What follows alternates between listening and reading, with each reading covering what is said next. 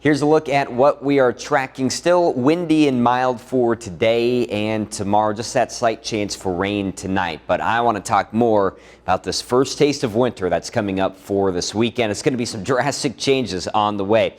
43 degrees, the high on Saturday with that northeast wind about 5 to 15. It's going to come with a 70% chance for rain and snow. Once we clear out the moisture, it gets even colder. 35 the high on Sunday. Look at that wind too. That's going to be howling. Wind chills just downright rude for early November. That will come with partly cloudy skies and maybe some flurries. So let's talk about this Clipper system that's coming in.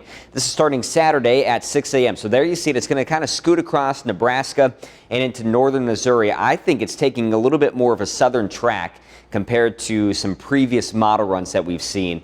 And so that's going to put us on the cold side of the system for sure, but temperatures have trended down a little bit, and that also puts us in that favorable position for the moisture.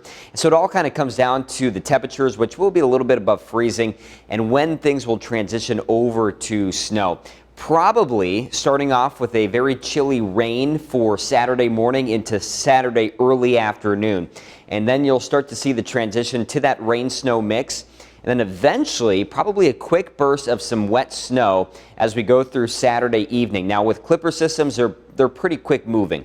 That's going to wrap up by midnight on Sunday morning, and then it's all about the wind and the cold temperatures into Sunday. Still some question marks to work out. The exact track of the low, which will really shift who sees the most measurable snowfall, which doesn't look like much right now, but again, could wiggle around a little bit. Of course, the timing too of the temperatures and the moisture, how that all plays out with the precip type, because that has a big impact on how much we see, along with the warm ground. There will probably be some melting initially.